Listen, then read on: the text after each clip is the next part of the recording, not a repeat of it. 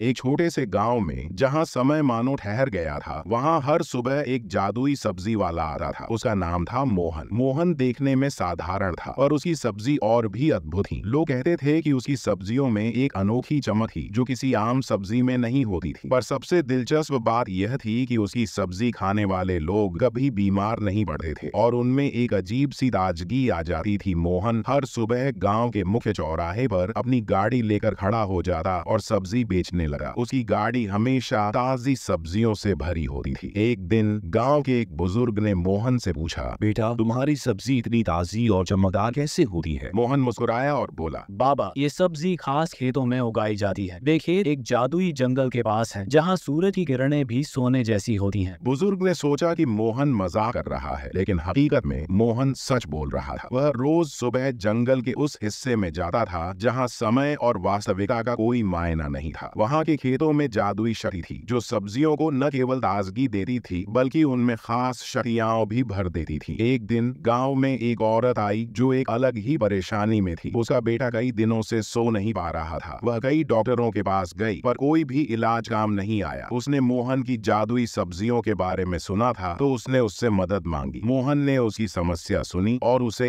एक अद्भुत पालक का गुच्छा दिया। उसने कहा, इसे अपने बेटे को खिलाओ, यह उसकी नींद को ठीक कर देगा। ले बेटा, पालक खा ले। जैसे ही उसके बेटे ने वह पालक खाया, वह गहरी नींद में सो गया और सुबह उठने पर बिल्कुल ठीक हो गया। गांव में यह खबर आग की तरह फैल गई। अब लोग मोहन से सिर्फ सब्जियां नहीं बल्कि अपनी परेशानियों का हल भी मांगने लगे। एक दिन गांव के सरपंच ने मोहन को बुलाया और कहा, मेरी बेटी का विवाह है और मैं यह चाहता हूँ कि मेरी बेटी की शादी में कुछ ऐसा हो जो कोई न भूल सके। मोहन ने सोचा और फिर सरपंच को एक विशेष हो रही थी और कहा, इसे खीर में डाल देना। यह खीर आपकी बेटी के विवाह को यादगार बना देगा। शादी के दिन जैसे ही मेहमानों ने खीर चखी, वे हैरान रह गए। खीर में एक अद्भुत मिठास और स्वाद था जो उन्होंने पहले कभी नहीं चखा था। पूरे गांव में इस खीर की चर्चा होने लगी और सरपंच की बेटी की शादी यादगार बन गई। लेकिन मोहन का यह रहस्य लंबे समय तक छिपा नहीं रह सका। गांव में एक लालची व्यापारी था जिसने मोहन की जादुई सब्जियों के बारे में सुन रखा था। उसने सोचा कि अगर वह मोहन के खेतों का रहस्य जान जाए तो वह दुनिया का सबसे अमीर आदमी बन सकता है। उसने मोहन का पीछा किया और एक दिन जादुई जंगल तक पहुंच गया। जैसे ही व्यापारी ने खेतों में पांव रखा, उसे एक अजीब सी आवाज सुनाई दी, यहाँ जो आता है उसे अपनी असली पहचान का सामना करना पड़ता है। व्यापारी ने इसे नजरअंदाज किया और सब्जियों को उखाड़ने लगा। अचानक वह खुद को बदलता हुआ महसूस करने लगा। उसकी लालच ने उसे एक विशाल खरपतवार में बदल दिया जो अब उस खेत का हिस्सा बन चुका था। गांव में जब मोहन वापस आया तो उसने देखा कि व्यापारी गायब है। वह समझ गया और कहा, जादुई जंगल ने फिर से अपनी ताकत दिखाई है। वह जानता था कि जादू का सही इस्तेमाल ही उसे ताकतवर बनाता है और लालच या स्वार्थ के लिए इसे इस्तेमाल करना विनाशकारी हो सकता है। समय बीतता गया और मोहन की सब्जियां और भी प्रसिद्ध हो गईं। वह अब न केवल गांव बल्कि आसपास के इलाकों में भी जाना जाने लगा। लेकिन मोहन ने अपनी सादगी नहीं छोड़ी। वह अब भी वही सरल दयालु सब्जी वाला था जो हर दिन अपनी गाड़ी पर ताजी सब्जियां बेचता था। मोहन की कहानी से यह सीखने को मिलता है कि सच्चाई, मेहनत और सही इरादे के साथ किया गया काम ही सबसे बड़ा जादू है। और अगर आपके पास वह जादू है तो दुनिया में कुछ भी असंभव नहीं है।